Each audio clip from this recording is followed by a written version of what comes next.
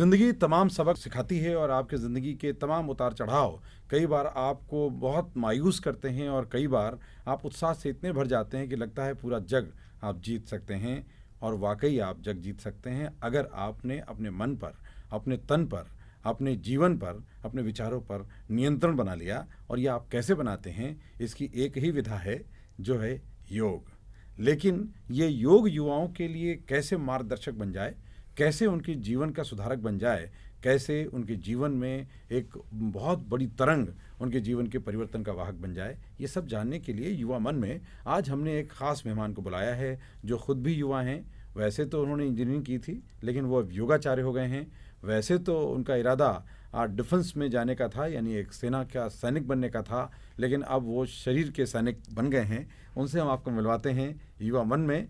मैं हूँ, नमस्कार, मैं हूँ राधेश्याम दीक्षित और मेरे साथ हैं हमारे आज के मेहमान प्रशांत शुक्ला, एक इंजीनियर योगाचार्य। दुर्लभ ये कॉम्बिनेशन है लेकिन है। और हमारे बीच में युवा भी हैं। अमूमन योग को माना जाता है कि वृद्धावस्था में जब शरीर कृशकाय हो जाए, कमज़ोर हो जाए, तब योग करो, क्योंकि अब आप भोग नहीं कर सकते, है ना, जीवन के तमाम संसाधनों का। लेकिन विचार की बात है, समझने की बात है। युवा साथियों, आपके साथ हम जोड़ रहे हैं, आप ज़रूर ध्यान से सुनिएगा। और जो युवा अवस्था से आगे निकल गए हैं उनके लिए भी ये जानना, समझना, देखना ज़रूरी है, क्योंकि आपका मन और आपका तन युवा रहेगा, भले ही आपकी आयु अवस्था बढ़ गई हो। तो कुछ आपसे बात हो रही है बहुत महत्वपूर्ण और बड़ी वैज्ञानिक बात है, उसको जानकर अनुभव में जोड़ना है। प्रशांत जी, आप इंजीनियर भी हैं, योगाचार्य हैं, उससे पहले आपके बहुत सपने रहे। एक युवा के नाते सब कुछ आराम आराम से आपको मिलता गया या आपने भी संघर्ष किया? आराम से तो कुछ भी नहीं मिलता है। हम इंजीनियरिंग की पढ़ाई की, इंजीनियरिंग के पढ़ाई के दौरान भी बहुत चुनौतियों का सामना करना पड़ा। और साथ में जब इंजीनियरिंग के बाद हमारा मन भारतीय संस्कृति और योग के प्रति आकर्षित होने लगा, वो लोग नहीं समझ पाए कि मैं क्यों इस ओर आकर्षित हो रहा हूँ, कहीं मैं भटक तो नहीं रहा हूँ। वो सोच रहे पागल हो रहा है। हाँ, पागल हो रहा है, बाबा बन गया। मेरे दोस्त तो कहने भी लगे कि यार शुक्ला तो बाबा बन गया अब तो। इंजीनियरिंग करने के बाद कहाँ IAS और साइंटिस्ट बनने का सपना था, IIT में पढ़ने का सपना था। बट फिर उसके बाद मुझे लगा कि क्यों ना कि एक बॉडी इंजीनियरिंग जिसको कहते हैं हम, कि शरीर संरचना क्रिया विज्ञान जो है हमारा, बॉडी एनाटॉमी फिजियोलॉजी है, उस पर काम करके क्यों ना हम शरीर में रक्त प्रवाह के स्थान पे करंट की जो इलेक्ट्रिसिटी है, जो क्योंकि मैं इलेक्ट्रिकल इंजीनियर रहा हूँ, तो मैं इस चीज़ को जोड़ता हूँ कि आज की जो आवश्यकता है, मन के तरंगों को पढ़ने का समय है, मन की वृत्तियों को पढ़ने का समय है। इसलिए मैं योग के प्रति आकर्षित होने लगा। और कुछ मैं ये कहूँ कि महादेव का आशीर्वाद भी है, हमारे पूर्वज ने जिस तरीके से आराधना की होगी, मुझे तो लगता है कि उनका आशीर्वाद है, जिससे कि क्योंकि मैं अचानक से योग में आया। तो मुझसे जब लोग पूछते हैं कि आपने योग की पढ़ाई कहाँ से की, तो मेरे लिए एक ये अजीब सा प्रश्न रहता है कि मैं क्या बताऊँ आखिर में। मैं तो 2016 बीटेक पास आउट हूँ, इलेक्ट्रिकल इंजीनियर रहा हूँ, फिर प्रिपरेशन किया हूँ, तो इसका उत्तर मैं नहीं दे पाता कई बार। और लेकिन हाँ, चुनौतियों का सामना करना पड़ता है, बहुत कुछ सुनना पड़ता है कि लाइफ को कहाँ ले जा रहे हो, क्या कर रहे हो। फिर आज मेरे सभी जानने वाले लोगों को भी अच्छा लगता है और मुझे तो बहुत अच्छा लगता है। ये तो आपको अच्छा लग रहा है, साथ में हमको भी अच्छा लग रहा है। आप कोटा पहुंच गए थे, जहां पर लोग तो बहुत कुछ बनने जाते हैं, आप चिकित्सक बनने जाते हैं, इंजीनियर बनने जाते हैं, सफल होने जाते हैं, लेकिन वहाँ मानसिक अवसाद बहुत बढ़ रहा है और उस बाज़ार में लोगों के जीवन का सौदा हो रहा है। ऐसा अनुभव आपको भी मिला? हाँ, मैं सभी गार्जियंस को, पेरेंट्स को ये बोलना चाहूँगा कि जब भी कभी आप किसी बच्चे को, मैं 2010 में कोटा गया था, और सोचिए मैं इस समय कितना कम उम्र का लग रहा हूँ, 2010 में मेरी क्या एज होगी और मैं कैसा महसूस कर पा रहा हूँ। लेकिन देखिए, माता पिता भी गलत नहीं होते, उनको लगता है बेटा अच्छा करेगा, बेटा पढ़ने में अच्छा। गुरु भी, हमारे टीचर्स ने हमको, मतलब हमारे घर पे आके कहा था कि इनको भेजिए, फिजिक्स केमिस्ट्री मैथ में काफ़ी अच्छा है, इंजीनियर बनेगा, अच्छा करेगा। मैं भी गया, मुझे भी लगा, क्योंकि मेरे नंबर कुछ ऐसी कंडीशन थी कि आपका नंबर अच्छा आएगा तो आपको कोटा भेजा जाएगा प्रिपरेशन के लिए। मैंने कहा ठीक है, नंबर तो अच्छा है मेरा 70+। उस समय के समय में तो 70+ बहुत मायने रखता था, इस समय तो नॉर्मल है। लेकिन जब मैं वहाँ पे गया तो उतनी जानकारी नहीं थी, चाचा गए, पापा छोड़ के वहाँ पे आए और मैं एक रूम लेके रहने लगा। सबसे बड़ी गलती तो मेरी यही हुई कि मैं रूम लेके रहने लगा। अगर आप हॉस्टल में रहते तो या तो आप बिगड़ते हो या तो बनते हैं, पर जब आप रूम लेके रहने लगे तो सिर्फ मैं पढ़ रहा था और मेरे शरीर के अंदर, मेरे मन के अंदर तरह तरह की भावनाएं, तरह तरह के विचार, न मतलब न बन पाया न पढ़ पाया, ऐसी स्थिति आ गई। हाँ, ऐसी स्थिति आ गई ना, जैसे हॉस्टल में रहते हैं, हॉस्टल लाइफ जो होती है, मैं हॉस्टल लाइफ भी जिया हूँ, तो हॉस्टल में क्या होता है, या तो आप बनते हैं या तो बिगड़ते हैं, क्योंकि एक संगत मिलती है, या तो अच्छी मिलेगी या तो बिगड़ी मिलेगी। लेकिन जब आप अकेले रहते हैं, कहीं बाहर अकेले रहते हैं, तो आपके मन में क्या हो रहा है कुछ वो बांटने वाला कुछ नहीं। पता नहीं चलता। मतलब मेरे पापा एक बार आए, कहें कि चलो यहाँ पे कुछ खाने पीने को मिलता है, तो मैं आपको बताना चाहूँगी, मतलब मुझे ये पता भी नहीं था कि यहाँ पे 1 किलोमीटर के अंदर में क्या है और कितने बजे शॉप खुलती है। क्योंकि मुझे बाद में पता चला कि 11 बजे के पहले यहाँ पे शॉप नहीं खुलती है और यहाँ पे सिर्फ पोहा मिलता है। तो मैं पापा के साथ गया, तो पापा हमको बहुत समझाया कि मतलब बाहर जाना चाहिए, घूमना चाहिए, क्योंकि पापा हमारे इस तरीके से सामाजिक बहुत रहे हैं। तो उन्होंने हमेशा ये शिक्षा दी कि लोगों से मिलना चाहिए। लेकिन मैं ऐसा नहीं था, क्योंकि मेरे दिमाग में एक चीज़ ये चलती थी, रिलेटिव्स क्या कहेंगे, मैं कोटा आया हूँ पढ़ने, सिलेक्शन नहीं हुआ तो क्या होगा। क्योंकि आने से पहले ही कुछ लोगों ने ऐसी बात बोली थी कि बेटा वहाँ जाना, कुछ भी करना, पर सिलेक्ट होके आना। दबाव था ये मानसिक प्रेशर इंसान को बहुत पीछे कर देता है। साथ ही साथ क्योंकि मैं फिजिक्स केमिस्ट्री मैथ में अच्छा था, मुझे पता नहीं था, बहुत चीज़ें हुई कि मैं जब रैंकर्स टेस्ट होता है वहाँ पे 36,000 से 40,000 के बीच में मेरा रैंकर्स टेस्ट हुआ और मेरा उसमें 700 कुछ रैंक आया, मुझे अच्छी तरीके से याद है। और मुझे रिपीटर्स के बैच में डाल दिया गया जो 1 साल 2 साल पढ़ाई कर चुके थे। मैं यूपी बोर्ड से पढ़ा हुआ, हिंदी मीडियम से, और जो मुझे लगता था परमुटेशन, कॉम्बिनेशन, क्रमचय संचय, इसको आसानी से मैं सॉल्व कर लेता था, ट्रिकोनोमेट्री के क्वेश्चंस। और वहाँ पे जब क्वेश्चन दिए जाते तो मैं बहुत स्पीड से करने की कोशिश करता था, पर मेरे बगल वाला विद्यार्थी मुझसे पहले बता देता था, केमिस्ट्री हो चाहे फिजिक्स। मैं वहाँ से कंपेयर करके अपने आप को प्रेशर में महसूस करने लगा कि यार मतलब इतने ब्रिलियंट छात्र हैं तो मेरा कुछ नहीं होने वाला यहाँ पे तो। पर मैं ये नहीं जानता था कि ये लोग 2 साल पढ़ चुके हैं, इनको क्वेश्चन के आंसर याद हैं। जैसे अभी मुझसे कोई क्वेश्चन पूछे या पीरियड टेबल पूछे तो मुझे याद है, क्योंकि मुझे इंजीनियरिंग की पढ़ाई मतलब 2016 के बाद मैं कभी छुआ नहीं किताब, फिर भी याद है। लेकिन उस समय ये नहीं पता होता। तो ऐसे बहुत बच्चों के साथ होता है, बहुत युवाओं के साथ होता है, वहाँ के माहौल में वो ढल नहीं पाते। ये बहुत महत्वपूर्ण बात है प्रशांत जी। हमारे युवा साथी इसको सुन रहे हैं, हम आपसे आपके जीवन की यात्रा की बात करेंगे। और तीर्थ नगरी प्रयाग में आपका जन्म हुआ और एक गांव से जन्म हुआ और आपने गांव के जीवन को जिया भी है और वहाँ की खेती से आप अभी आपका रिश्ता है और खेती खुद करते हैं, ये अच्छी बात है, इस पर भी हम जानेंगे। लेकिन अभी युवाओं को सीधे अगर आपको संबोधन करना हो, क्योंकि युवा मन का उद्देश्य रेडियो जयघोष पर हमेशा ये रहता है कि हमारे तमाम साथी जो हमसे जुड़ रहे हैं, चाहे वो ग्रामीण क्षेत्र के हों चाहे वो शहरी क्षेत्र के हों, जिस भी विषय में वो अध्ययन कर रहे हैं, जीवन को दिशा दे रहे हैं, उनकी तमाम जो मानसिक समस्याएं हैं, उनकी सामाजिक समस्याएं हैं, परिस्थिति जन समस्याएं हैं, उनको वो समझ सकें और हमारे मेहमानों के साथ जुड़कर वो अपनी समस्याओं को हल कर सकें। तो हम सब अलग नहीं हैं, सबके जीवन में लगभग एक जैसे उतार चढ़ाव हो सकते हैं, समय अलग अलग हो सकता है, परिस्थितियाँ अलग हो सकती हैं। तो आप क्या इस पर जोड़ना चाहते हैं युवा साथियों से? युवा साथियों को मैं अपने सभी को यही कहना चाहूँगा कि आप जीवन की सफलता को प्राप्त करना चाहते हैं, जीवन में आगे बढ़ना चाहते हैं, उसके लिए जो सबसे आवश्यक चीज़ है जिस पे हम युवा ध्यान नहीं देते हैं। अभी भी हम देखते हैं कि हम दिन भर योग सिखाते हैं, 8 घंटे डेली योग करा रहे हैं, फिर उसके बाद लोगों को रोजगार देना चाह रहे हैं तो उसके लिए काम करते हैं, पर अपने हेल्थ पर ध्यान नहीं देते। ये सबसे बड़ी कमी होती है युवाओं के अंदर। एक समय में जोश होता है, एक समय में ऊर्जा होती है, पर हम अपने जब स्वास्थ्य पे नहीं ध्यान देते हैं तो एक समय के बाद हम थक जाते हैं, कमज़ोर हो जाते हैं। तो मैं युवाओं को यही बोलना चाहूँगा कि पहला सुख निरोगी काया और शरीर माध्यम खलु धर्म साधना। जब तक आप अपने शरीर और मन पर कार्य नहीं करेंगे, आप लक्ष्य के नज़दीक पहुँच के फिर वापस चले आएंगे। इसलिए स्वास्थ्य को प्राथमिकता देते हुए कोई कार्य करें अपने। मतलब ये मैंने महसूस किया, इसलिए मैं बता रहा हूँ कि मतलब AIEEE के एग्ज़ाम में मेरा पेट खराब हो गया, वो चाहे डिप्रेशन से हो चाहे टेंशन से हो, और फिर दूसरे AIEEE पेपर में पेपर आउट हो गया। तो फिर मैं साल भर पढ़ाई किया। अब कोई इस स्थिति को मैं अगर किसी को ये बताना चाहूँ कि मैं ऐसा हुआ इसलिए मैं सिलेक्ट नहीं हुआ मतलब एक अच्छे कॉलेज में, तो लोग नहीं समझेंगे इस बात को। मैं ओपनली ये बोल रहा हूँ क्योंकि वो मैं ही समझ सकता हूँ, क्योंकि कोई असफलता के कारण नहीं सुनना चाहता।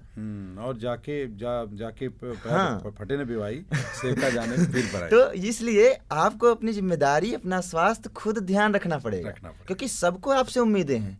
आप किस परिस्थिति में हैं ये कोई नहीं सुनना चाहता। यहाँ तक कि कड़वा सच है, पर आपके परिवार भी एक समय तक ही साथ देते हैं। आप कोटा हैं, आप दूर हैं, तो कैसे लोग जानेंगे, कैसे आपके पास आपको सबकी जिम्मेदारियां हैं, सबके काम हैं अपने, तो वो आपको ध्यान नहीं देंगे। तो आपको अपनी जिम्मेदारी खुद लेनी पड़ेगी और अपना स्वास्थ्य का ध्यान खुद रखना पड़ेगा, तब आप जिंदगी में सफल हो सकते हैं। बहुत महत्वपूर्ण बात है। लेकिन युवा साथियों, आपको अपना ध्यान तो रखना पड़ेगा, लेकिन रिश्तों की पहचान के साथ साझेदारी भी करनी पड़ेगी। जो आपको पीड़ा हो रही है ज़रूर बांटिए, अपने तक मत सीमित रखिए।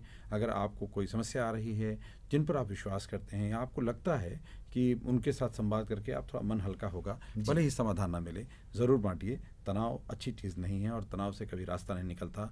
जब मन से आप स्वस्थ होकर शांत दिमाग से सोचेंगे तो हर राह आसान नज़र आएगी और आपको मंजिल मिलेगी ज़रूर।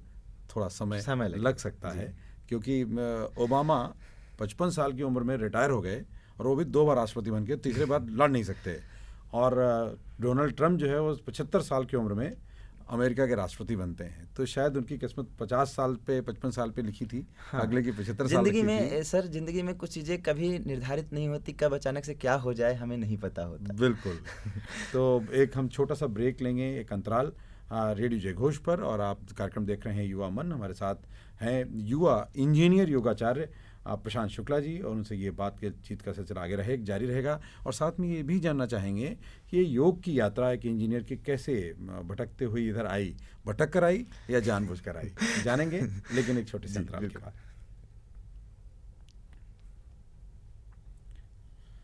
दोस्तों, स्वागत है, आप देख रहे हैं रेडियो जय घोष और मैं हूं आपका दोस्त राधेश्याम दीक्षित, और आप कार्यक्रम देख रहे हैं, सुन रहे हैं युवा मन। ये कार्यक्रम न केवल आपके मन की बात करता है, बल्कि आपके जीवन के अनुभवों के साथ चलने वाले और कौन से युवा हैं जो सफलता की यात्रा कर रहे हैं समाज के दृष्टि में। मुमकिन है कि उनकी भी कुछ चुनौतियां हों, तो सब साझेदारी के साथ उन्हें मिलकर हल करेंगे। प्रशांत जी, आप इंजीनियर बने जी। ये इंजीनियर आप बनना चाहते थे या कोई ऐसी घटना होती गई और आप बन गए? देखिए, जैसे होता क्या है, एक बच्चे का मन कैसा होता है कि कोई भी मूवी देखा है तो वो बनना चाहता है, जो दिखा उसे आदत जोड़ लिया। बचपन में तो मेरा मन था कि पेड़ पौधों से बहुत लगाव है मुझे, और मैं पेड़ पौधों का डॉक्टर बनना चाहता था। मतलब मैं वैज्ञानिक। हाँ, वैज्ञानिक बनना चाहता था, वनस्पति वैज्ञानिक। मेरा बचपन से ये इंटरेस्ट था। हाँ, वो लगाव हमेशा रहा, लेकिन वो विज्ञान की जो रुचि थी, मतलब मैं एक पेड़ पे मैं 3 पेड़ लगाया हूँ। मेरे यहाँ एक चिलबिल का पेड़ था, उसमें मैंने अमरूद और अनार भी लगाया है एक ही पेड़ में। तो मैंने कभी ये पढ़ाई नहीं की थी, बट अपने से लगाया है, दिमाग लगा के। तो मतलब मैंने ये देखा कि जब आपकी रुचि विज्ञान में रहती, तो विज्ञान में जो रुचि थी, अच्छे मार्क्स लाए, तो घर वाले ने और हमारे टीचर्स ने हमको कोटा भेजा, और वहाँ से ये डिसाइड किया गया कि अच्छे नंबर आ रहे हैं तो आपको लड़के हो और इंजीनियर बनना चाहिए। तो इंजीनियर पे मुझे भी लगा कि हाँ, इंजीनियर बनना चाहिए, विज्ञान से जुड़ी चीज़ें हैं। तो तैयारी गया, कोटा करने गया। कोटा पे तैयारी करके फिर मैं धीरे धीरे बीमार होता चला गया, और वहाँ पे अच्छे नंबर आए। जबकि मेरा जो 12 पास के बाद मेरे मार्क्स आए थे IIT में, IIEEE में, अच्छे थे। कोटा में प्रिपरेशन करने के बाद मेरे मार्क्स थोड़े कम हुए। फिर एक साथ जब मैं इलाहाबाद में प्रिपरेशन किया और अच्छे से मार्क्स पाने के लिए, तो और कम नंबर आए। फिर मैंने यहाँ पे लखनऊ में अपना एडमिशन करवाया काउंसलिंग के थ्रू, और उसके बाद फिर मैंने यहाँ पे इंजीनियरिंग की अपनी पढ़ाई कंप्लीट। कहाँ से पढ़ाई की? मैंने श्री राम स्वरूप इंजीनियरिंग कॉलेज से, यहाँ फैजाबाद रोड पे है लखनऊ में, और वहाँ से मैंने अपनी पढ़ाई कंप्लीट की। तो आप पढ़ाई, फिर योग कहाँ से जुड़ गया आपके जीवन में? ये बहुत इंटरेस्टिंग चीज़ है। देखिए, मैं पहले से ही बचपन से थोड़ा पूजा पाठ बहुत करता था, शिव जी की आराधना, मतलब हमारे घर में परिवार में है, माहौल है थोड़ा सा, कुल देवता की तरह है, हमारे गुरु की तरह है वो, और पूजा पाठ करता था। तो मैं जब इंजीनियरिंग के 2nd सेमेस्टर में मैं अचानक से बहुत बीमार हो गया। 2nd सेमेस्टर में वो बीमारी हमारी कोटा से थी। वो मन से क्या होता है ना, पहले कोई बीमारी हमारे सूक्ष्म शरीर में प्रवेश करती है, योग की भाषा है, फिर उसके बाद स्थूल शरीर में प्रवेश करती। तो मैं कोटा से बीमार होना शुरू हो गया था, पता नहीं चल रहा था, क्योंकि अंदर ऊर्जा थी, अंदर कुछ करने की इच्छा थी, तो वो हमको ऊर्जावान बना के रखती थी। पर कोटा में यहाँ जब इंजीनियरिंग में आया, तो मैं एक बार घर गया, और बीमारी हमको अचानक से किसी कारण से, मतलब वॉक किया, और हमारे बॉडी का टेम्परेचर अचानक से बढ़ गया। मैं आया, आराम करने लगा, और फिर उसके बाद लगभग 1-2 घंटे बाद मुझे जब पता चला, घर परिवार लोग पता चला, मुझे हॉस्पिटल में एडमिट होना पड़ा। और हॉस्पिटल में एडमिट होने के बाद स्थिति ऐसी हो गई कि इतनी ज़्यादा वॉमिटिंग, जैसे आते बाहर निकल आएंगे, और टाइफाइड, मलेरिया, सबकी दवाइयाँ चली। फिर उसके बाद वहाँ से जवाब दे दिया गया कि ये यहाँ पे कंडीशन नहीं है बचने की स्थिति, तो मुझे इलाहाबाद ट्रांसफ़र किया गया, और वहाँ पे भी मैं लगभग 3 महीने तक एडमिट रहा हॉस्पिटल में, मुझे याद है। और मैं बहुत इरिटेटिव स्वभाव का, बहुत ही गुस्सैल, मतलब डॉक्टर को देखता था तो मतलब लगता था कि ये हमारे साथ नहीं होने चाहिए। मतलब ये सब चुनौतियाँ जो युवाओं के साथ हो रही हैं, आपके साथ आई हैं? बिल्कुल नहीं होना चाहिए, मतलब इतना मैं कमज़ोर, इतना इरिटेशन हो गया। तो वहाँ से जब मैं बाहर निकला, तो बहुत अच्छे डॉक्टर रहे, और हमारा जो ट्रीटमेंट किया, मैं उनको भगवान की तरह देखता हूँ। डॉक्टर अच्छे भी होते हैं, जैसे हर तरह से होते हैं, पर वो डॉक्टर शैलेश द्विवेदी, मैं नाम ही बोल दे रहा हूँ, तो बहुत अच्छे डॉक्टर, और उन्होंने बहुत, सबसे बड़ी चीज़ उनकी खास बात है, मैंने हर जगह से सीखा कुछ ना कुछ, कि और वो मैं अपने योगिक लाइफ में यूज़ करता हूँ। वो उनकी बातचीत करने का जो तरीका था, वो हंसाते थे, चिढ़ाते थे, खींचातानी करते थे, तो उससे मन हल्का हो जाता था। और आत्मीयता हाँ, आत्मीयता आ जाती थी और सारी चीज़ें पूछते थे, कॉलेज के बारे में पूछते थे। फिर उन्होंने मतलब मेरी कंडीशन ठीक नहीं थी, फिर उन्होंने एप्लीकेशन लिख के कॉलेज के नाम पे मुझे कॉलेज भेजा। मैं कॉलेज आया तो मैंने कहा कि अब पढ़ाई तो नहीं करूँगा क्योंकि जब पढ़ाई करने से मैं सफल नहीं हुआ तो पढ़ाई तो नहीं करना। तो फिर मैं क्या किया कि कॉलेज में आने के बाद मैं जितनी भी एक्स्ट्रा करिकुलम एक्टिविटीज़ थी उसमें हिस्सेदारी, सब में एडमिशन कर ली। Acting, dancing, poetry, mimicry, rangoli और जेनेसिस मैगजीन का मैं लीडर हुआ करता था। और उसके बाद फिर मतलब कविताएं लिखना, कहानी लिखना, स्क्रिप्ट राइटिंग में, एक्टिंग भी करने लगा, मिमिक्री भी करने लगा, पोएट्री भी करने लगा। कई बार मैं दिल्ली में मैं लार्जेस्ट इंडिया का जो मंथन होता है स्ट्रीट प्ले, उसमें भी पार्टिसिपेट किया। मैंने चौराहों पर नाटक भी किया और उससे मैं धीरे धीरे देखा कि मैं स्वस्थ होने लगा काफ़ी। और मेरे पहले तो पासिंग मार्क आते थे, मतलब जैसे 100 में 30 बस क्रॉस किया जस्ट तो जबकि मैथ में अच्छा था फिर भी मैथ में 30 ही की पास। और मैं पढ़ाई को मतलब नंबर के लिए कभी नहीं पढ़ा, कभी नहीं। ये हाँ, ये मैं टीचर से भी बोलता था कि सर आप मुझसे असाइनमेंट मत करवाइए, मैं क्लास में पढ़ा दूंगा 1 घंटा। मुझे लिखने में इंटरेस्ट नहीं ज़्यादा, मैं पढ़ने में इंटरेस्ट है, सीखने में इंटरेस्ट है, बट लिखने में थोड़ा सा हमको अच्छा नहीं लगता है। वो सबकी अपनी इंटरेस्ट और ये जो आपके साथ हुआ लगभग सभी युवा साथियों के साथ ऐसा होता है। और ज़्यादा तादाद जैसे फेल होने वाले की तादाद तो होती है, लेकिन द्वितीय तृतीय श्रेणी में 35% मार्क्स पाकर नीचे रह जाते हैं, 45% मार्क्स पाकर द्वितीय स्तर पर रह जाते हैं, 60% 100% मार्क्स बहुत बिरले होते हैं और डिस्टिंक्शन पाने वाले थोड़े संख्या उनकी भी होती है, लेकिन पास सब नहीं होते। लेकिन क्या ये ज़िंदगी में फेल होना माना जाए? नहीं नहीं, देखिए वही चीज़ मैं कह रहा हूँ ना, मैं IIT में पढ़ना चाहता था, मैं डिफेंस में जाना चाहता था, मैं इंडियन नेवी में कैंपस सिलेक्शन हुआ मेरा, इंटीग्रल यूनिवर्सिटी में मेरा इंटरव्यू हुआ। और मुझे कभी मतलब एक हिंदी भाषी व्यक्ति जो हिंदी में सब कुछ बोलता है, करता है, जीवन जीता है, और हिंदी में ही मैंने इंजीनियरिंग की प्रिपरेशन भी की और अचानक से इंग्लिश में आ गया। और इंडियन नेवी का जो इंटरव्यू होता है 5 दिन का SSB में, विशाखापट्टनम गया वहाँ पे, और विशाखापट्टनम में कॉन्फ्रेंस आउट और फिर अंडर वेट भी हुआ, तो उसकी वजह से भी सिलेक्शन वहाँ पे फाइनल नहीं हुआ। बट हाँ, वहाँ पे मैंने 7 दिन रह के एक्स्ट्रा मैंने इंडियन नेवी के जो ऑफिसर्स थे उनको ट्रेनिंग दिया योग की। फिर मेरी लाइफ में उस समय से योग आ गया था, क्योंकि मैं बीमारियों से उभरा और मैं एक स्वामी विवेकानंद की पुस्तक पढ़ा, तो उसमें मुझे कुछ क्लू मिला कि मतलब जीवन में हमारे जो भी रोग शरीर में बनते हैं, रोग हमारे शत्रु नहीं होते हैं, वो मित्र होते हैं। दर्द जिंदगी का एहसास है, वो बताता है कि यहाँ पे कमी है, इसको दूर करो, इसको पूरा करो। तो कभी भी रोग और दर्द को शत्रु नहीं मानना चाहिए, उसको समझने की कोशिश करनी चाहिए, तनाव में नहीं आना चाहिए। हाँ, कि अगर मान लीजिए आपके सर में दर्द है तो सर में क्यों दर्द है, रीजन क्या है, और उसके रीजन को अगर आप समझ लेंगे तो उसका आप डायग्नोस करके उसको ठीक कर सकते हैं। बिल्कुल ठीक। तो ये जो प्रोसेस है, तो वहाँ से मैं योग के बारे में समझना शुरू किया और थोड़ा योग की पुस्तकों को पढ़ना शुरू किया। और मुझे एक जो सबसे बड़ा मिला, जो चाणक्य की पुस्तक से मिला मुझे, चाणक्य की, मतलब कि अगर आप किसी राज्य पे राज करना चाहते हैं तो उसके राजा पे राज करिए। क्यों प्रजा के चक्कर में पड़े हैं, क्यों राजनीति के चक्कर में पड़े हैं, सिर्फ राजा को आप अपने बस में करिए। और वहीं से मुझे मिला त्राटक के बारे में एक नॉलेज। त्राटक क्या होता है कि जो आपकी आज्ञा चक्र होती है, पिट्यूटरी ग्लैंड, पीनियर, हाइपोथैलेमस। तो साइंस से मैंने इसको रिलेट करके देखा कि जो हमारे बॉडी में 7 मैग्नेटिक कॉइल्स हैं ना, मतलब जो चक्रास हैं, 7 मैग्नेटिक कॉइल्स उसको मैं बोलता हूँ इलेक्ट्रिकल इंजीनियरिंग की भाषा में, वो बहुत ही पावरफुल है। इलेक्ट्रोमैग्नेटिक एनर्जी बहुत ही एनर्जेटिक होती है, बहुत पावरफुल होती है, वो एनर्जीज को रिसीव करती है, कॉस्मिक एनर्जी को। मैं इलेक्ट्रॉनिक्स में पढ़ा कि कॉस्मिक एनर्जी ब्रह्मांड की सबसे बड़ी ऊर्जा है, जिसको ब्रह्म ऊर्जा बोलते हैं, कॉस्मोस पूरा से चल रहा है। हाँ, तो मैंने कहा क्यों ना सिर्फ इसी पे काम किया जाए। और मेरी बॉडी में मतलब 1 साल तक मेरी स्किन की डिसीज की मेडिसिन चली, फिर ये जॉइंटिस 18.7, हीमोग्लोबिन 3.4, SGOT 1798, मतलब बहुत ही मतलब लीवर खराब हो जाना, मतलब 16 पॉइंट समथिंग। मेरे बगल में एक लड़का था, उसके देहांत हो गया, घर वाले सब रोने लगे कि मेरा बच्चा जाने वाला है। पर नहीं, ऐसा नहीं था, ऐसा नहीं होना था। शिव जी को कुछ और इच्छा थी, तो शिव जी ने हमको योग की तरफ ढकेला कि आप जाओ योग करो। और मैंने फिर योग को पढ़ना सीखना शुरू किया और मैंने त्राटक का अभ्यास लगभग, जबकि योग ग्रंथ जो इस तरीके से मैंने अभ्यास किया उसका विरोध करते हैं। मतलब त्राटक का अभ्यास ये है कि आप टीचर के गाइडेंस में करें और एक प्रॉपर मेथड से, और 15 से 20 मिनट ज़्यादा मत करें, जा सकते हैं। हाँ, मत करें। लेकिन मैंने त्राटक, सूर्य त्राटक, चंद्र त्राटक, दीप त्राटक, अंतर त्राटक, ज्योति त्राटक, सारे त्राटक की जो लगभग 1-1 घंटे अभ्यास किए, मेरी बॉडी पेनलेस हो गई। दर्द और भूख मेरी ऐसे, मतलब पहले मैं जब एक मुट्ठी चना खा लेता था तो मेरा लूज मोशन शुरू हो जाता था, अब मैं कुछ भी इस समय खा लूँ सब डाइजेस्ट हो जाता है। मेरे अंदर की जो अग्नि है, फायर ना, जठराग्नि होती है, 13 प्रकार की अग्नियाँ होती है, सारी सब एक्टिवेट हो गई।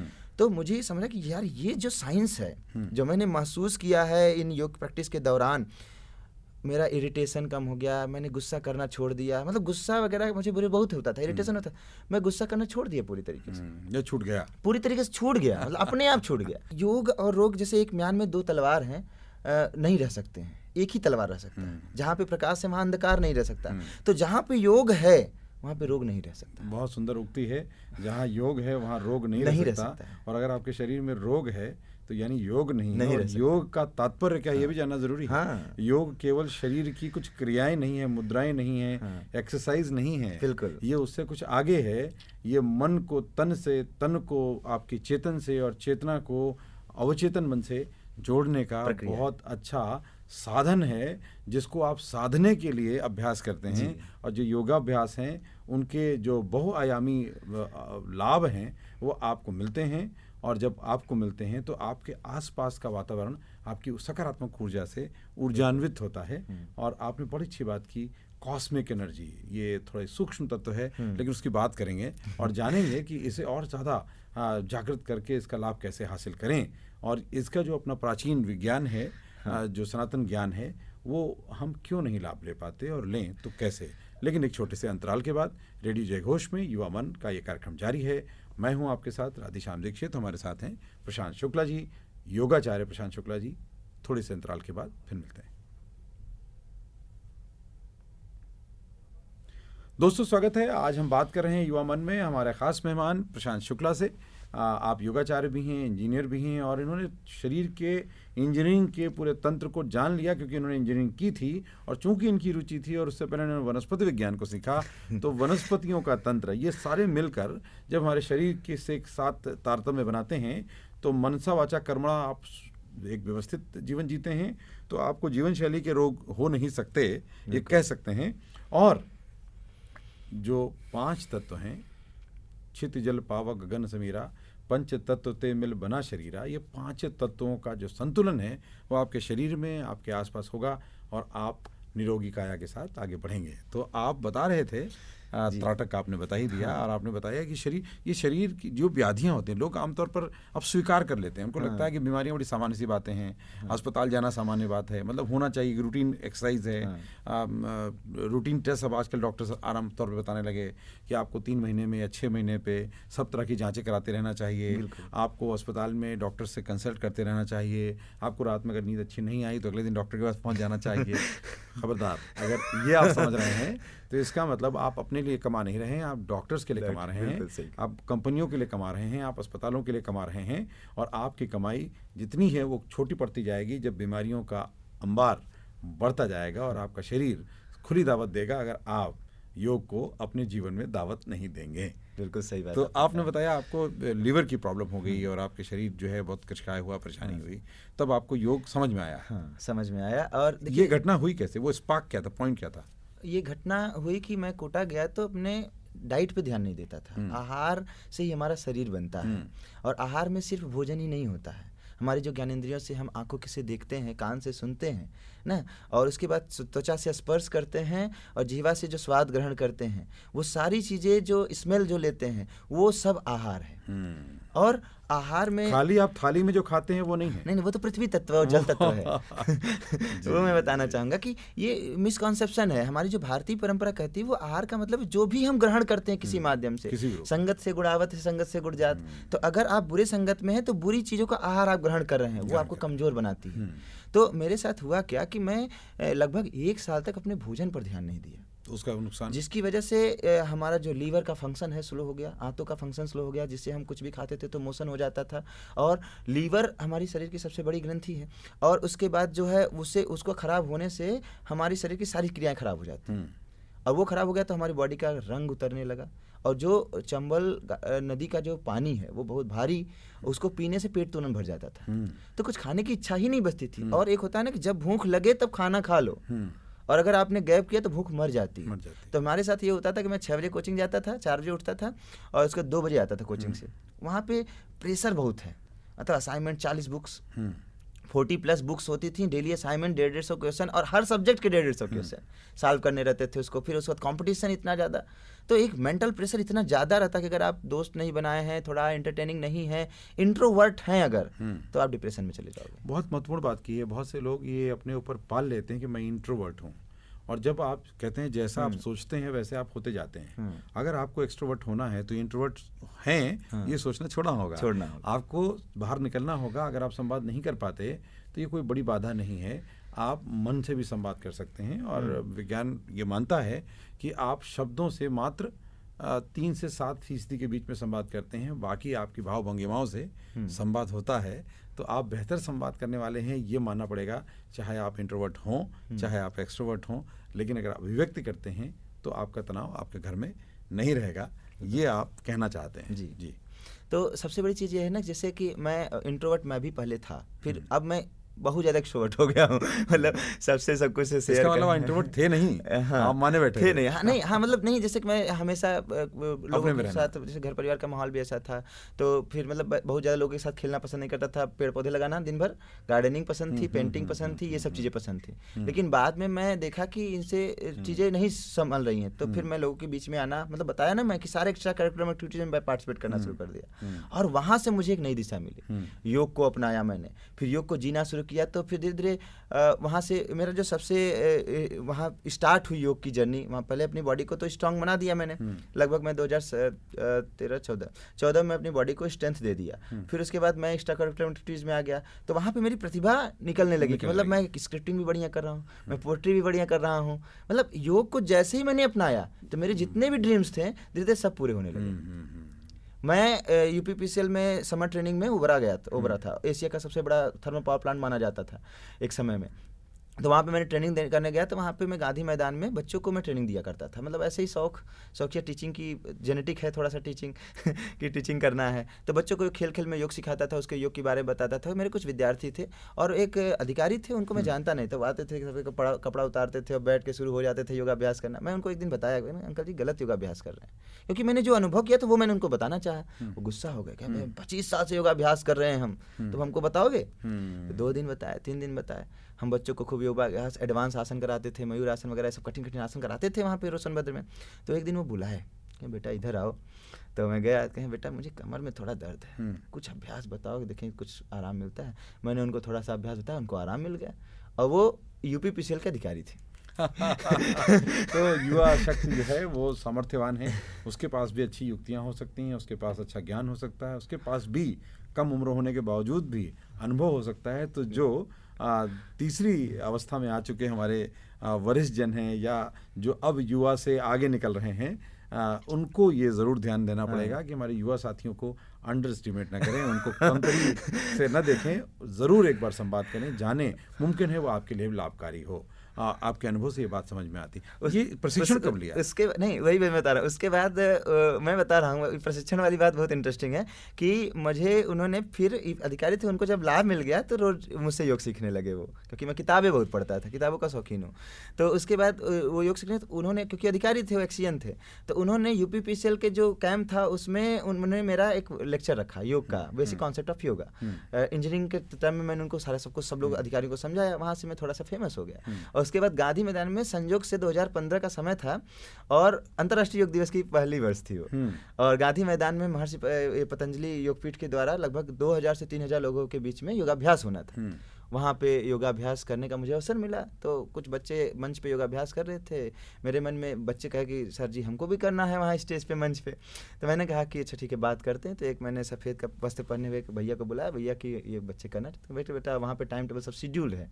तो मैंने कहा कि जब बीच में लंच वंच करने लगे तो 5 मिनट हमको दे दीजिएगा, बच्चे करना चाहते हैं, बच्चे का मन है। अब टीचर की एक जो अंतर की व्यथा होती है, मैंने कहा 5 मिनट दे दीजिए। 5 मिनट में मेरा एक विद्यार्थी था, बहुत अच्छा अभ्यास करता था, वहाँ मंच पे अभ्यास किया। तो वहाँ पे फिर सबने देखा और आश्चर्यचकित रह गए, और उन्होंने फिर मंच पे कहा कि भैया इनके शिक्षक जो भी हैं आ जाए। तो मैंने सोचा कोई स्कूल का शिक्षक होगा, उनको बुलाएंगे भाई। मैं ऐसे बैठा था तो सब मुझे ही देख रहे थे और मैं अचंभित था कि भाई मुझे क्यों बुलाया जा रहा है। तो मैं गया, फिर वहाँ पे मैंने योग, मैं और शिवम कॉम्बिनेशन बना के योग का वहाँ प्रदर्शन किया, और वहाँ पे मुझे बेस्ट योग शिक्षक का अवार्ड मिला पहली बार। मतलब मैंने ट्रेनिंग नहीं ली थी, किताबों से ज्ञान प्राप्त किया, और उसके बाद वहाँ पे पहली बार ही 2015 अंतर्राष्ट्रीय योग दिवस के अवसर पर मुझे पतंजलि के द्वारा सम्मानित किया गया। क्या बात है। और फिर ढेर सारे साबुन वगैरह और जो पतंजलि के प्रोडक्ट हुए वो हमको मिले, और काफ़ी बड़ा खुशी हुई। तो आपने कोई आधिकारिक प्रशिक्षण नहीं लिया? नहीं, उसके बाद मैंने जब 2015 के बाद मैं डिफेंस में जाना चाहता था और तैयारी करना चाहता था, तो इतना ज़्यादा इंटरेस्ट नहीं था कि योग में ही जाना है, पढ़ाई करना है, इंजीनियर बनना है, योग हमारा शौक रहेगा और हमने अपने लिए। लेकिन कॉलेज में आने के बाद सब मुझसे पूछने लगे, दोस्त पूछने लगे, यार ये दिक्कत है तो मुझे कुछ बताओ, मुझे पेन क्यों नहीं होता, मुझे चोट क्यों नहीं, मेरे यूट्यूब पे वीडियोस भी पड़े हैं काफ़ी, तो दर्द क्यों नहीं होता, क्यों कम क्यों सोते हो, 3 घंटा 4 घंटे में तुम्हारी नींद कैसे पूरी हो जाती है, फिर इतना कोचिंग भी पढ़ाते हो, मैं कोचिंग भी पढ़ाता था फिजिक्स केमिस्ट्री मैथ, तो इतना चीज़ें करने के बाद मुझे लोगों को लगा कि कैसे कर लेता, तो मैंने कहा यार देखो, योग करोगे तो एनर्जेटिक रहोगे, युवा का मतलब जिसके अंदर वायु जैसी ऊर्जा, और अगर ऊर्जा नहीं तो फिर युवा काहे का। तो वो चीज़ मैंने अपनाया, और लोगों को फिर मतलब अपने टीचर्स को भी मैंने टिप्स देना शुरू कर दिया। मैं अपने कॉलेज में 4 बार मैं लेक्चर दे चुका हूँ, इंजीनियरिंग कॉलेज में, और बड़ा अच्छा लगता है। हमारे टीचर्स हम बहुत प्राउड करते हैं इस बात को कि प्रशांत तुम कैसे थे, और आज बड़ा प्राउड होता है कि तुम इतने लोग को रोजगार दिए हो, इतना काम कर रहे हो। तो वहाँ से धीरे धीरे मैं फेसबुक, इंस्टाग्राम, ट्विटर धीरे धीरे वो शुरू हो गया था, और वहाँ पे मैं पोस्ट करना शुरू किया। तो यहाँ पे रविंद्रालय 4 बाग में मैं दूसरी बार वर्कशॉप किया, लगभग 3000 से ज़्यादा लोग थे वहाँ पे, और वहाँ से काफ़ी लोगों ने सम्मानित किया भी, और उसके फ़ोटोज़ वगैरह जब मैंने लोगों को भेजे तो काफ़ी उससे प्रोत्साहन मिला। तो धीरे धीरे मेरा इसमें लगाव बढ़ता गया कि यार इतना जब कुछ अच्छा है तो थोड़ा इसमें मतलब पार्ट टाइम क्यों ना काम किया जाए। लेकिन पार्ट टाइम कब फुल टाइम बन गया पता ही नहीं चला। तो पार्ट टाइम में मैं क्या किया कि जिमों में जाके थोड़ा सा कि बॉडी बनाऊंगा, मसल्स बनाऊंगा, और मैं जानकीपुरम में रहता था वहाँ पे। तो जानकीपुरम में 1-2 जिम थे, तो वहाँ पे मैं गया और मैंने सोचा कि इसमें बॉडी बनाएंगे, बॉडी बिल्डिंग। वहाँ पे गया, मैं टेबल पे मयूरासन कर दिया। सब देखने लगे, यार भाई हमको भी सीखना है। मैंने कहा ठीक है सिखा देंगे, ये तो आसान है। तो मैंने उनको कुछ इक्विपमेंट का यूज करके मैंने उनको आसानी से सिखा दिया। और वहाँ पे ढेर सारी फीमेल्स थी, लगभग 40 फीमेल्स थी। तो ये छुइयापुर चौराहे वाले रोड पे इस तरीके से है। तो वहाँ पे मैं जब उनको ट्रेनिंग दिया तो उनका वजन बहुत तेज़ी से रिड्यूस हो गया सबका, और सब खुश। तो वहाँ पे मुझे पहली बार जो है 1500 रुपये महीने के हिसाब से वहाँ पे मैं परमानेंट 1 घंटे डेली योग सिखाने लगा। ये मेरी जर्नी की स्टार्टिंग पॉइंट हुई, और मैं सीधा सिखाने लगा। तो मैं अपने जीवन के अनुभव में ये सीखा कि अगर आपको शिक्षक बनना है तो जीवन भर विद्यार्थी बने रहो, कभी भी शिक्षक बनने का प्रयास ही मत करो, आप अपने आप शिक्षक बन जाओगे। बहुत अच्छा सूत्र और बहुत अच्छा अनुभव। आपसे बात करने का मन तो बहुत कर रहा है, लेकिन वक्त का तकाजा है, उसका ध्यान रखना होगा। इसलिए अंत में चलते चलते हम ये आप ज़रूर जानना चाहते हैं कि आपने ये जो पूरे एक तंत्र आपका विकसित होता चला गया, अब आज कितने लोगों को आप रोज़गार दे रहे हैं, और पूरा क्या कार्यक्रम आपका चल रहा है, कैसे सुबह से शाम तक की आपकी दिनचर्या होती है, और कहाँ कहाँ प्रशिक्षण दे रहे हैं? देखिए मेरा जो ये 2017 में मैंने अपने केंद्र को प्रयाग आरोग्यम केंद्र के नाम से रजिस्टर कराया। उसको पहले मैं ऐसे ही ट्रेनिंग दिया करता था, लगभग 50 से ज़्यादा जिमों में, Indian army, Indian navy, Indian air force को भी मैंने ट्रेनिंग दिया। स्कूल्स वगैरह में मैंने काफ़ी 1000 से ज़्यादा स्कूल्स में मैंने कैंप किए, मेरे पास सारे इसके रिकॉर्ड हैं। और 2017 जब मोदी जी आए थे तो उसमें मैं लगभग 40,000 लोगों को, मेरे पास डेटा है, 40,000 लोगों को मैंने योग सिखाया है पार्कों में जा के। तो मैं जब अकेले योग सिखाता था, मुझे कहीं जाना रहता था तो चीज़ें डिस्टर्ब हो जाती थी। तो मेरे दिमाग में आया कि क्यों ना जो मैं कर रहा हूँ, जो हमारा जो बेस्ट प्रैक्टिशनर है उनको मैं टीचर के रूप में बना दूँ। तो मैंने 2 फीमेल जो प्रैक्टिशनर थी उनको मैंने टीचिंग के लिए कहा कि यार तुम लोग टीचर बनो, तो मैं जो सिखाता हूँ वो सीखो, देखो, हाँ आप भी बनो। तो मैंने क्या किया कि मैं पीजी डिप्लोमा में अपना एडमिशन करा लिया योग में, और साथ में मैंने पीजी डिप्लोमा जैसे कंप्लीट किया उसके बाद मैंने एमएससी किया योग में। फिर एमएससी जब मैंने किया तो कुछ लोगों ने मुझे कहा कि योगा आर्ट सब्जेक्ट है, और एमएससी डिस्टेंस एजुकेशन मैंने किया था क्योंकि इंजीनियरिंग की प्रिपरेशन कर रहा था और भी आईएएस और गेट वगैरह की प्रिपरेशन कर रहा था। तो मैंने एमए भी कर लिया, मतलब अच्छे नंबर से, मतलब एमएससी करने के बाद मैंने रेगुलर कोर्स में एमए भी किया उत्तराखंड संस्कृत विश्वविद्यालय से, और वो योगाचार्य भी मेरा कंप्लीट हो गया। और वहाँ पर मैंने पहले 2 टीचर्स को मैंने बनाया किया। 2 टीचर के बाद मैंने फिर 4-5 पे चैंपियनशिप हुई, तो मैंने चैंपियनशिप खेला, उसमें भी गोल्ड मेडल स्टेट लेवल पे, नेशनल लेवल पे मैंने पार्टिसिपेट किया। आसनों के परफॉर्मेंस मैंने प्रतियोगिताओं में जीता मैंने। और उसके बाद मेरे मन में आया क्यों ना एक कोर्स सिस्टम शुरू कर दिया जाए। तो मैं जितने भी यूनिवर्सिटी थे उनसे बात किया कि मतलब जो जानने वाले थे, जहाँ मैं पढ़ाई किया, मैंने कि सर हम ट्रेनिंग दे देंगे, हम पढ़ा देंगे अपने अकॉर्डिंग से, और एडमिशन हो जाए, फिर आपके यहाँ से डिग्री मिल जाए, ऐसा कुछ हो। तो डिस्टेंस एजुकेशन में सारी चीज़ पॉसिबल थी, ट्रेनिंग मैं देता था, डिस्टेंस एजुकेशन से सर्टिफिकेट मिलती थी। हाँ। तो ये इस तरीके से कोर्स मैंने किया, तो लगभग 20 लोगों को मैंने ट्रेनिंग दिया। फिर अगले वर्ष जो है, जब अगला सेमेस्टर का जब एग्जाम हुआ, लगभग मैं 40-50 लोगों को थे। लगभग आज के समय में 700 से अधिक लोगों को टीचर बना चुका हूँ क्या बात। योग के फील्ड में, और 200 से अधिक लोग अप्रत्यक्ष प्रत्यक्ष रूप से हमारे माध्यम से काम रोजगार पे हैं और काम कर रहे हैं। 100 तो लखनऊ में परमानेंट इस तरीके से कार्य कर रहे हैं। आपकी आयु कितनी? मेरी 30 है। 30 साल। हाँ। तो साथियों, बहुत अच्छा आपके साथ चर्चा का क्रम रहा और बहुत अच्छा अनुभव आपके जीवन से हमारे बहुत से युवा साथी प्रेरणा लेंगे। बहुत कम आयु में आपने बहुत सारी समस्याओं को भी झेला और समाधान की दिशा में निकले, तो दूसरों के लिए भी समाधान बन गए। ये निश्चित रूप से हर युवा साथी के लिए अनुकरणीय है और अपने जीवन को बदलने का आधार भी बन सकता है। तो बहुत बहुत धन्यवाद हमारे साथ चर्चा करने के लिए। और युवा मन में आज के सत्र को हम यहाँ विराम देते हैं। अगली कड़ी में ऐसे ही किसी युवा साथी के साथ संवाद करेंगे, उनके जीवन के अनुभवों के साथ आपको जोड़ेंगे और आप भी अपने जीवन को बदलने के लिए तत्पर होंगे, आगे बढ़ेंगे। अगर आपके जीवन भी कुछ ऐसा है तो आप भी हमें लिख भेजिए। इस वीडियो के कमेंट बॉक्स में भी आप डाल सकते हैं, अपना संपर्क भी डाल सकते हैं। हम आपसे संपर्क करेंगे, आपको भी आने का मौका मिलेगा, अपनी बात दुनिया को बताने का पूरा अवसर मिलेगा। नमस्कार, बहुत धन्यवाद। जय घोष में ये सुनने के लिए, जुड़ने के लिए, इसे शेयर करने के लिए, लाइक एंड सब्सक्राइब करने के लिए। नमस्ते।